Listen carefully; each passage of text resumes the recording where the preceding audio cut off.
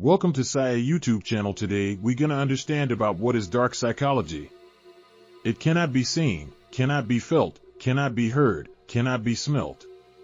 It hides behind stars and under hills and fills empty holes. It comes first and follows after. Ends life, kills laughter.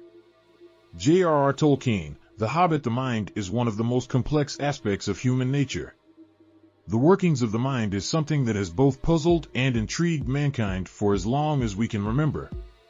Philosophers, psychologists, and scientists have sought to unravel the mysteries of the mind. It is a generally held belief that the human mind influences our behavior and actions. So, a lot of research work has gone into understanding the mental process that a person undergoes before taking action, whether good or bad. Some attempts at studying the human mind have concentrated efforts on the brain. These studies look at the physical aspects of the brain with a focus on how information is acquired, processed, interpreted, and stored. Essentially, they hope to get a better understanding of how the brain can affect a person's way of reasoning. It is studies like these that have paved the way for progress in managing debilitating conditions like Alzheimer's, perception difficulties, and even memory loss. The more familiar aspect of the study of the human mind is psychology. At some point in our lives, we have either consulted a psychologist or we have known someone who had to consult with one in order to navigate our tougher emotional battles. A lot of times, life's experiences break us down in ways we cannot fix on our own. Sometimes, the breakdown is as a result of certain biological markers we inherited from our parents. Emotions like depression, anxiety, and fear darken our daily experiences, making it difficult to thrive. With a combination of drugs and therapy, we are able to protect ourselves from the darkness within. But what about the darkness in others? Everyone has the capacity of doing great good. We also possess the ability to do great evil.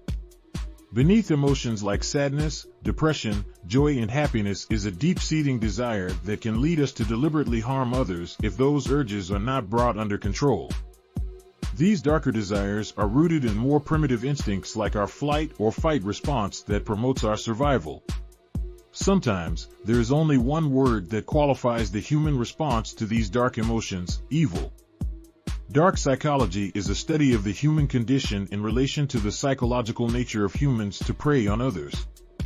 In lay terms, dark psychology explores that aspect of human nature that allows us deliberately and willfully take actions that bring harm to our fellow humans.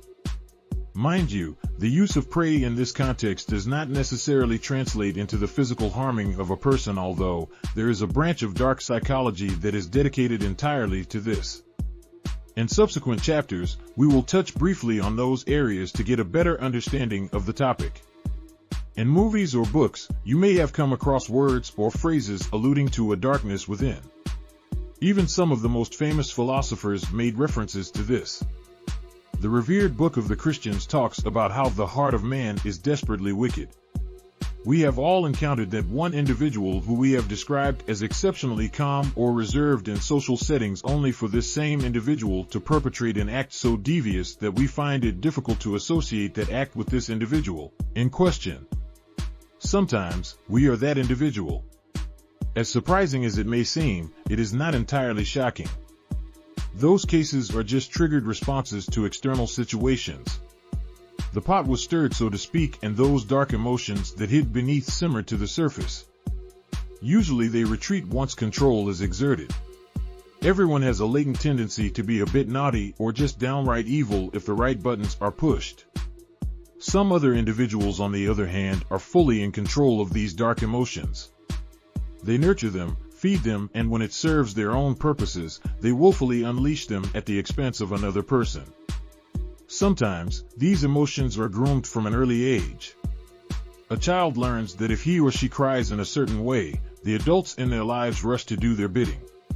If the parents do not impress on the child early enough the wrongness of this, the child grows up thinking people in their lives can be manipulated into doing their bidding. The crying would cease to be a weapon as they would grow, but they would continue in their manipulative ways. Where they don't use tears, they use emotions to blackmail their victims. So, what started out as an innocent childish behavior becomes a dark need to control. The lengths that this individual would go to exert their control would define the intensity of their actions. Dark psychology is all about studying the thought process of a person like this. It seeks to understand the motive behind these actions, the patterns exhibited from before these acts are carried out to after, and throws more light on how a person can willfully see those actions to conclusion, knowing the hurt and pain it might cause to another individual. Dark psychology illuminates the dark side of human nature.